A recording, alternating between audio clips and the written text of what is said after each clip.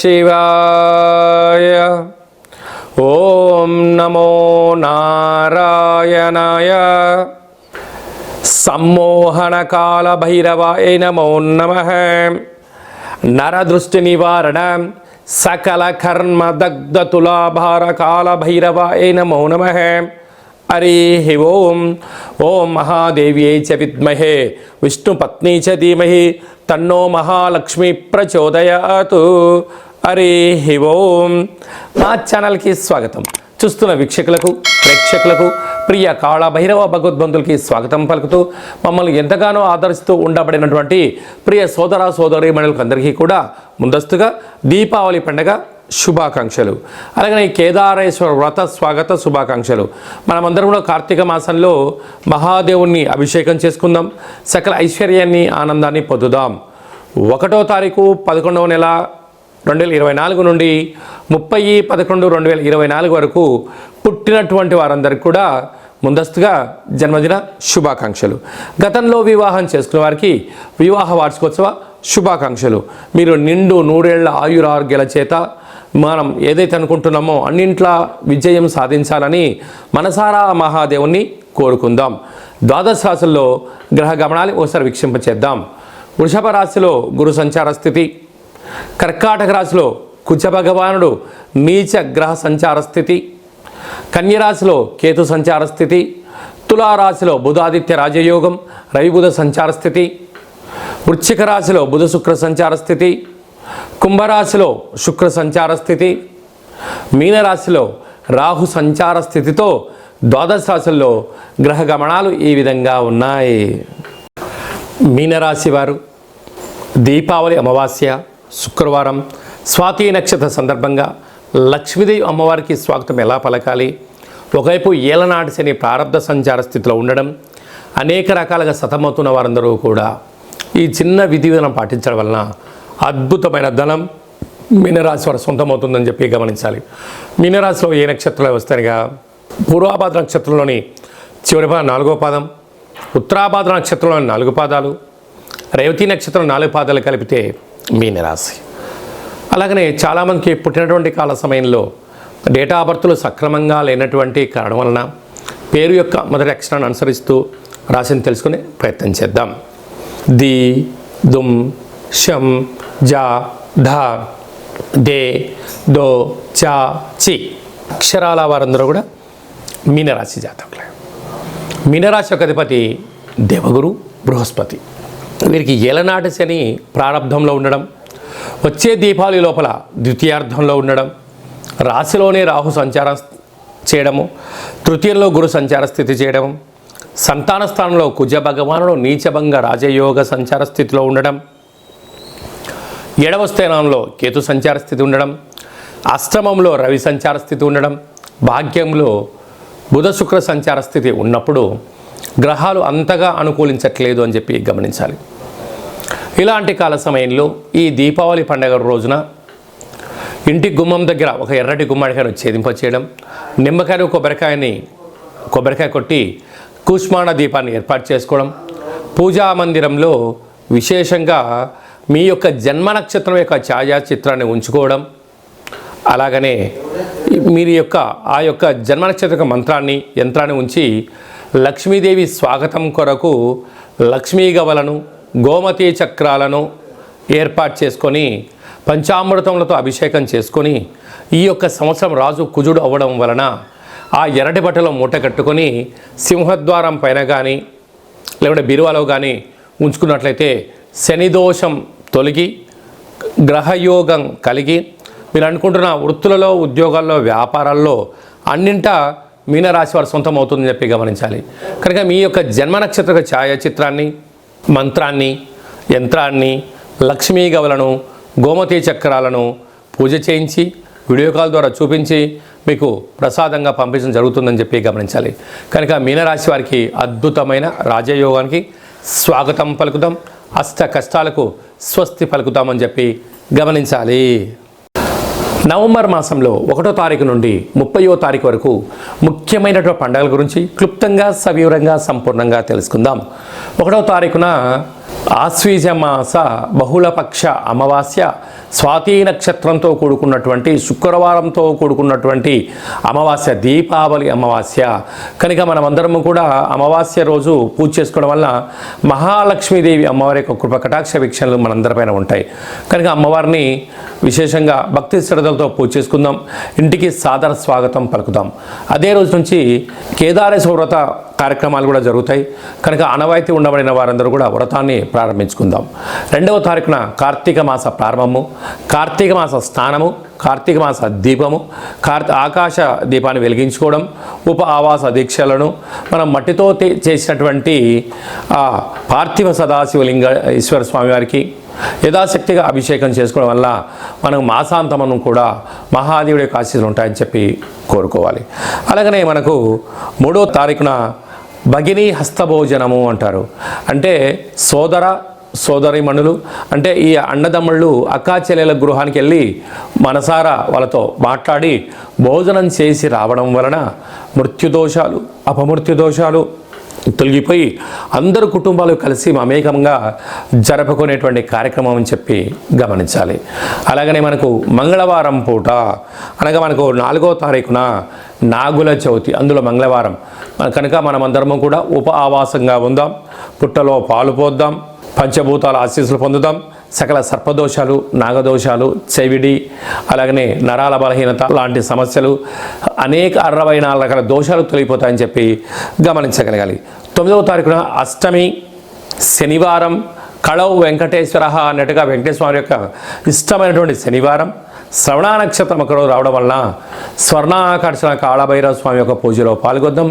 జీవితాన్ని సువర్ణమయం, ఐశ్వర్యమయం, ఆనందమయానికి స్వాగతం పలుకుదాం. అలాగనే మనకు 15వ తారీఖున కార్తీక మాస పూర్ణిమ కనుక ఇంట్లో దీపాన్ని వెలిగించుకుందాం, వ్రతాన్ని ప్రారంభించుకుందాం. ఆనవాయితీ ఉండబడిన వారు మంగళగౌరి వ్రతాలు, కేదారేశ్వర స్వామి వ్రతాలు, శ్రీ రమాసహిత సత్యస్వామి వ్రత పూజా కార్యక్రమాలు చేసుకుందాం. అందరికీ భక్తిని పంచుకుందాం, ధర్మ కార్యక్రమంలో పాల్గొందాం. జీవితాన్ని ధర్మబద్ధమైన జీవితంగా పొంది అద్భుతమైన విజయాన్ని పొందుదాం. అలాగనే మనకి 23వ తారీఖున కార్తీక మాస బహుళ అష్టమి శనివారం మఘా నక్షత్రం రావడం వల్ల స్వర్ణాకర్షణ కాళభైరవ స్వామి యొక్క పూజ చాలా విశిష్టతను, యోగాన్ని కలిగిస్తుందని చెప్పి గమనించాలి. 29వ తారీఖున మాస శివరాత్రి, మహాదేవుడికి అభిషేకం చేసుకున్నట్లయితే మాసాంతము చేసిన పుణ్య ఫలితం కలుగుతుందని చెప్పి గమనించాలి. అలాగనే ఈ యొక్క మాసమంతను కూడా అందరము శివనామస్మరణ చేత, వైష్ణవ నామస్మరణ చేత, ఓం నమో నారాయణ చేత అందరికీ శుభం, జయం, లాభం కలగాలని కోరుకుందాం. అలాగనే స్వామివారి కోసం నిత్యం ధ్యానం సమయాన్ని కూడా కేటాయించుకుందాం. ఈ దీపావళి అమావాస్య రోజున అలాగనే కార్తీక మాస మొత్తం కూడా మనమందరము కూడా పరమ పవిత్రమైన మాసంగా మనం చెప్పుకుంటూ ఉంటాం. కనుక వీలైనంత వరకు ఇంట్లో దేవాలయంలో అభిషేకం చేసుకొని మానవ ప్రయత్నం చేయండి. అలా కుదరలేనటువంటి వారికి మన యొక్క దేవాలయంలో 12 శివలింగములకు, సహస్ర నర్మదా సదాశివలింగేశ్వర స్వామి వారికి, 1,00,000 రుద్రాక్షల మహాదేవుడికి విశేషంగా అర్చన, అభిషేకము, హోమ కార్యక్రమాలు ప్రత్యక్ష ప్రసారం చేయించడం జరుగుతుంది. ఆసక్తి గలవారు మీ గోత్రనామాలు పంపించినట్లయితే ప్రతిరోజు మీ పేర్లపైన, గోత్రనామాల పైన అర్చన, పంచామృత అభిషేకములు, విశేషమైన హోమ కార్యక్రమాలు మీకు వాట్సాప్ ద్వారా ప్రత్యక్ష ప్రసారం కూడా చూపించడం జరుగుతుంది. అలాగనే చాలామందికి గోకర్ణ క్షేత్రం వెళ్ళాలి, ఆ యొక్క ఆత్మలింగాన్ని దర్శించాలి, ఆత్మలింగానికి అభిషేకం చేసుకోవాలి అనుకుంటున్న వారందరికీ కూడా ఒక సువర్ణ అవకాశం. గోత్రనామాలు మీరు పంపించగలిగినట్లయితే గోకర్ణ నక్షత్రంలో మీ యొక్క గోత్రనామాల చేత అభిషేకం చేయించి మీకు ఆ యొక్క ప్రసారాన్ని కూడా మీకు దర్శనం కలిగించే ఏర్పాట్లు చేయడం జరిగింది. మరొక సువర్ణ అవకాశం ఏమిటయ్యా అంటే కాశీ క్షేత్రంలో మహాదేవుడికి రుద్రాభిషేకం కానీ, గంగా నదిలో అభిషేక కార్యక్రమాలు కానీ చేయించుకోవాలి అనుకుంటున్న వారందరికీ కూడా ఇదొక సువర్ణ అవకాశం. కనుక మీ గోత్రాలు పంపించినట్లయితే అటు కాశీ క్షేత్రంలో, ఇటు గోకర్ణ క్షేత్రంలో మన యొక్క దేవాలయంలో మీకు నిత్య అభిషేక, హోమ, అభిషేక కార్యక్రమాలను వాట్సాప్ ద్వారా ప్రత్యక్షంగా ప్రసారంగా చూపించడం జరుగుతుంది. ఆసక్తి గలవారు మాసాంతం అర్చన చేయించుకోవచ్చు. మాసాంతము అభిషేక కార్యక్రమాలు కూడా పాల్గొనవచ్చు. మహాదేవుడికి ఆశీస్సులు పొందగలరు అనేది చిన్న విన్నపం. ఈ కింద నెంబర్కి వాట్సాప్ ఉంటుంది. ఆ నెంబర్ మీరు పంపించినట్లయితే మీ యొక్క గోత్రనామాల చేత ప్రతిరోజు అభిషేకం చేయించి ప్రతిరోజు కూడా మీకు వీడియో కాల్ ద్వారా కూడా చూపించడం జరుగుతుందని చెప్పి గమనించాలి.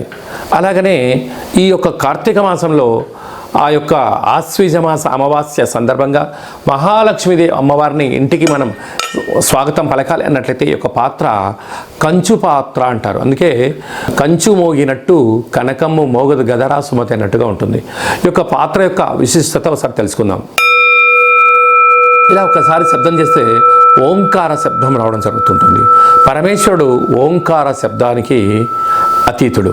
కనుక ఓంకార శబ్దం ఎక్కడైతే ఉంటుందో మహాదేవుడికి ఆశీస్సులు ఉంటాయని చెప్పి గమనించాలి.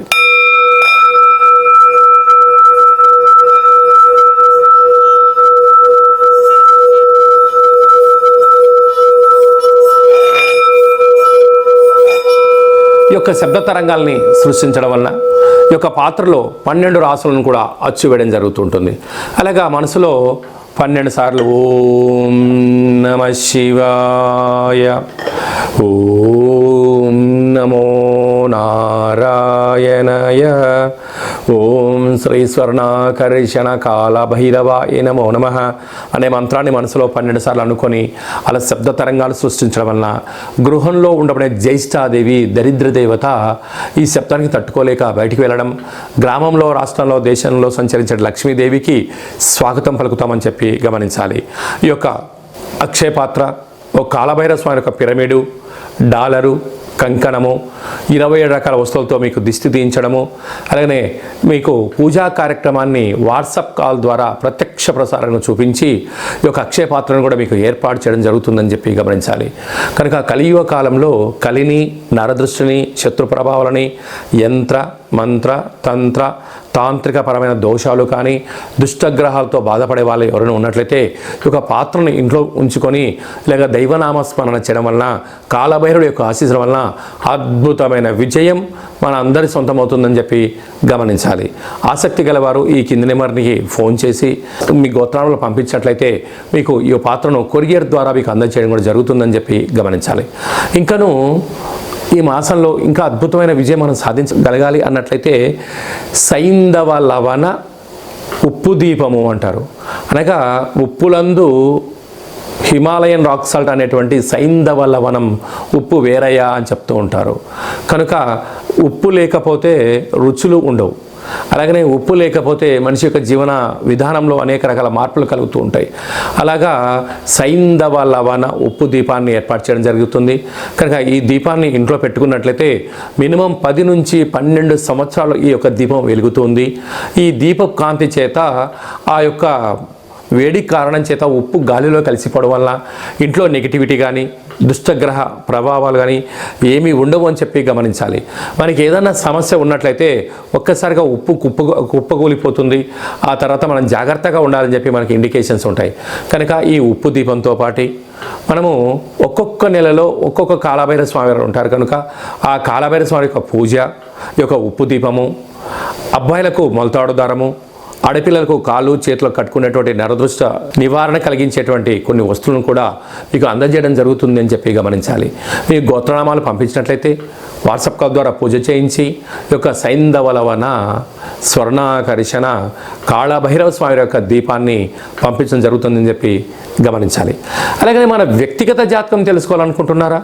మీ పేరు, పుట్టినటువంటి తేదీ, నెల, సంవత్సరం, సమయం రాసి మీరు వాట్సాప్లో పంపించినట్లయితే సంపూర్ణ 100 సంవత్సరాల జాతకాన్ని రాసి పంపించి మీరు పుట్టినప్పుడు గ్రహ గమనాలు ఎలా ఉన్నాయి, ప్రస్తుతం ఎలా ఉంటున్నాయి, రాబోయే కాలం ఎలా ఉండబోతున్నాయో సవివరంగా సంపూర్ణంగా తెలియజేయడం జరుగుతుందని చెప్పి గమనించాలి.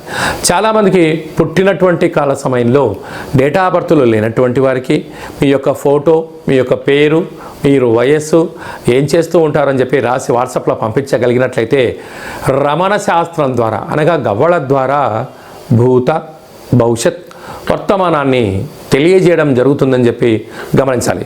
ఆసక్తి గలవారు ఈ కింద నెంబర్ని ఫోన్ కాల్ ద్వారా కానీ వాట్సాప్ ద్వారా కానీ ఆన్లైన్ ద్వారా కానీ ఆఫ్లైన్ కానీ సంప్రదించి అపాయింట్మెంట్ తీసుకొని సంప్రదించగలరు.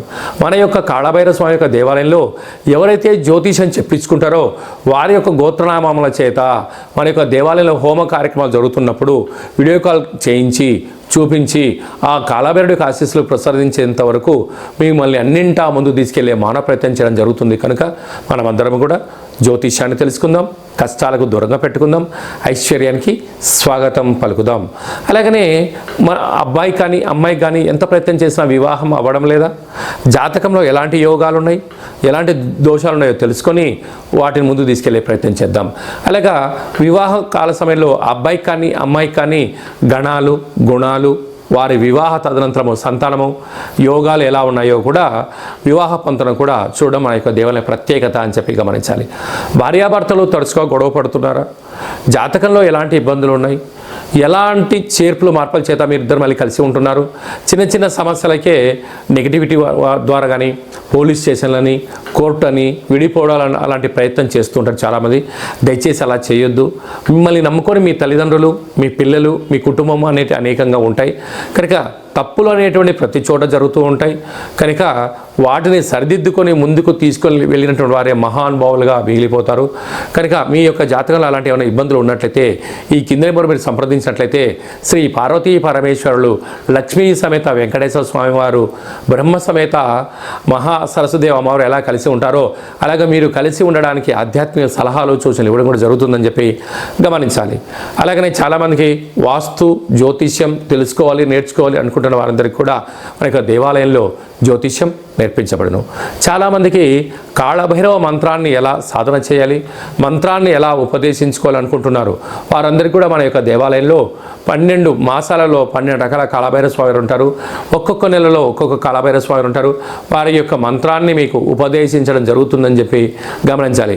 అందరికీ శుభం, జయం, లాభం జరగాలని కూడా కోరుకుందాం. అలాగా మీకు పుట్టినటువంటి చిన్నపిల్లలకు ఎలాంటి పేర్లు పెట్టాలి, ఆధ్యాత్మిక నామాలు ఎలాంటి నామాలు పెట్టుకోవాలి, ఆ పేరు యొక్క పరిస్థితిని బట్టి వారి యొక్క పిల్లల యొక్క భవిష్యత్తులు తల్లిదండ్రుల యొక్క తలరాత మారుతుందని చెప్పి గమనించాలి. మీకు పుట్టినటువంటి పిల్లల యొక్క డేట్ ఆఫ్ బర్త్లు పంపించినట్లయితే అద్భుతమైనటువంటి మంచి భగవత్ నామాన్ని మీకు రికమెండ్ చేయడం జరుగుతుందని చెప్పి గమనించాలి. అందరికీ శుభం, జయం, లాభం జరగాలని కోరుకుంటూ ఆశీర్వచనం. అలాగనే ఈ కార్తీక మాసంలో కాళభైరవ స్వామి వారికి కూష్మాండ దీపం వెలిగించాలి అనుకుంటున్న వారందరికీ మన దేవాలయంలో మీ గోత్రాలతో దీపం వెలిగించడం జరుగుతుంది. కాళభైరవ స్వామి యొక్క ముడుపు కట్టడం జరుగుతుంటుంది. కాళభైరవ హోమం ఏర్పాటు చేయడం జరుగుతుంటుంది. కనుక ప్రతి మాసంలో ప్రతిరోజు మన దేవాలయంలో అద్భుతమైన పూజా కార్యక్రమాలు జరుగుతూ ఉంటాయి. ఆసక్తి గల వారు గోత్రనామాలు పంపించగలిగినట్లయితే ఈ యొక్క పేర్ల పైన గోత్రంతో పూజ చేసి మీకు ప్రసాదాన్ని కొరియర్ చేయడం జరుగుతుందని చెప్పి గమనించాలి. అందరికీ ఆశీర్వచనం. ఓం ఈశాన సర్వ విద్యానాం ఈశ్వర సర్వభూతానాం బ్రహ్మాధిపతి బ్రహ్మణోధిపతి బ్రహ్మ శివో మే అస్తు సదా శివోం. శతమానం భవతి శతాయు పురుష సతేంద్రియ ఆయుష్యేవేంద్రియే ప్రతిష్టతి. ధనం ధాన్యం బహుపుత్రలాభం శత సంవత్సరం దీర్ఘమాయు. సర్వే జనా సుఖినో భవంతు, లోకా సమస్తా సుఖినో భవంతు. సర్వం కాళభైరవ దేవతార్పణమస్తు. ఈ వీడియో మీకు నచ్చినట్టయితే లైక్ చేయండి, షేర్ చేయండి, భగవద్బంధులకి, మిత్రులకు, స్నేహితులకు చేరవేయండి. హిందూ ధర్మాన్ని కాపాడండి. మా ఛానల్ సబ్స్క్రైబ్ చేసుకున్న తర్వాత ఈ వీడియోను 10 మందికి పంపించి అలా లైక్ చేసి హిందూ ధర్మాన్ని కాపాడుకునే ప్రయత్నం చేయడం వలన కాళభైరవ స్వామి ఆశీస్సులు మీ మీద ఎప్పుడూ పుష్కలంగా ఉండాలని కోరుకుంటూ ఆశీర్వచనం.